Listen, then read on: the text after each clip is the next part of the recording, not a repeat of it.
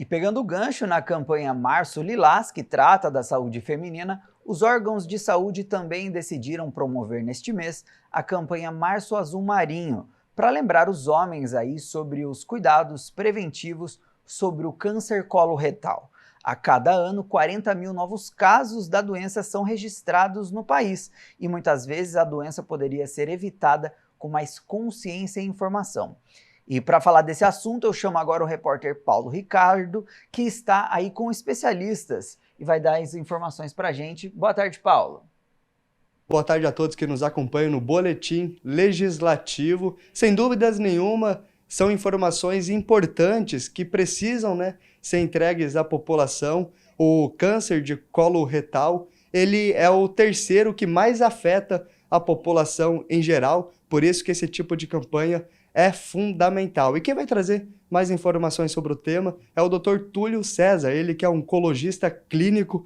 Dr. Túlio, primeiramente, a gente falar sobre os sintomas, como que eles aparecem, quais são os principais do câncer coloretal. Boa tarde.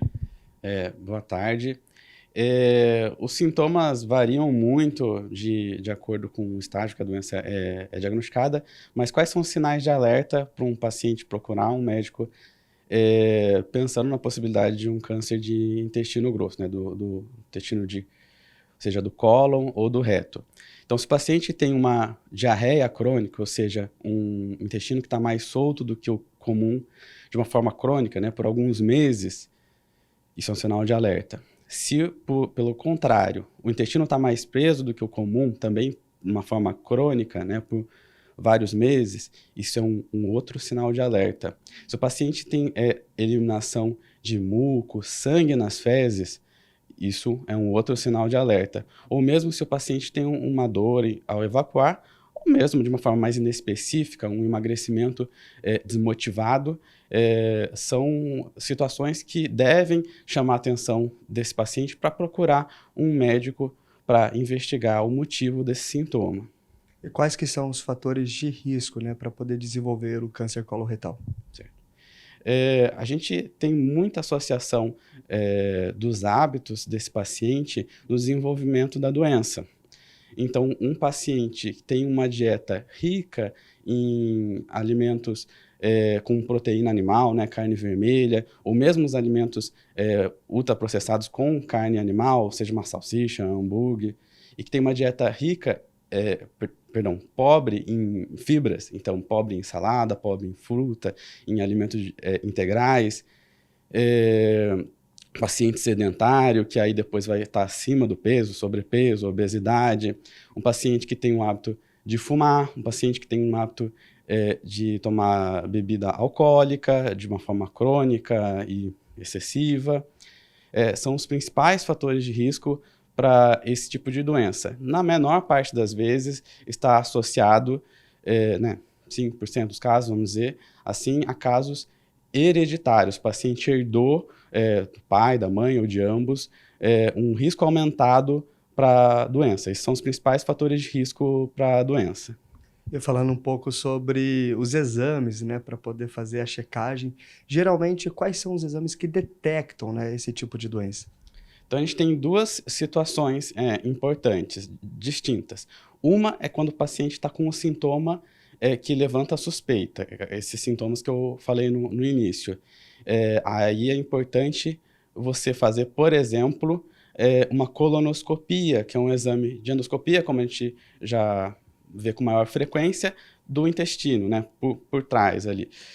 Apesar de ser um exame desagradável, que demanda um preparo, é um exame muito importante do paciente aceitar fazer para ter esse diagnóstico. E a outra situação é uma situação de rastreamento, ou seja, você pegar um paciente que ainda não tem o sintoma suspeito e você querer correr atrás de um diagnóstico precoce para tentar aumentar a chance de cura desse paciente ou mesmo prevenir a doença. O exame padrão ouro para esse tipo de situação também é a colonoscopia, que pode desde identificar um câncer de intestino mais inicial, que ainda não está gerando qualquer sintoma, ou pegar uma lesão pré-cancerosa, ou seja, um pólipo, como se fosse uma verruga ali, que daqui 8 a 10 anos, se eu não fizer nada, vai virar um câncer. Aí eu tiro aquilo e previno o câncer que o paciente vai ter no futuro. Acontece que esse é um exame um pouco mais invasivo e menos disponível. Então, num caso, por exemplo, de sei lá, uma região que tem menos recursos, muitas vezes no serviço público,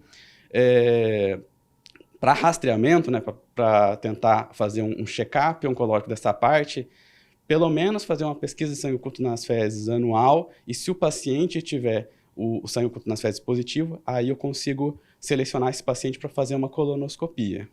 Perfeito. E em cima desses exames, entra também a importância de alertar a população para poder fazer o diagnóstico precoce, né, da doença também. As chances de cura aumentam? Sim.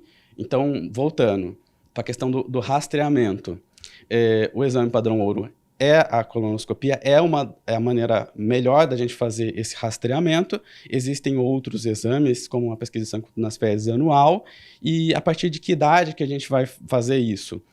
Teoricamente, a partir dos 45 anos. A população em geral, independentemente do antecedente familiar, deveria começar a se preocupar e realizar esses exames e também tentar se afastar desses fatores de risco que eu citei anteriormente.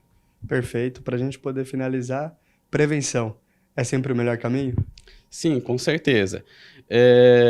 A prevenção pela própria colonoscopia, se eu pegar uma lesão pré-cancerosa, eu consigo fazer da doença, mas também dieta rica em fibras, salada, fruta, alimentos integrais, sem excesso de proteína de origem animal, exercício físico, tentar manter o peso normal, evitar excesso de bebida alcoólica, não fumar.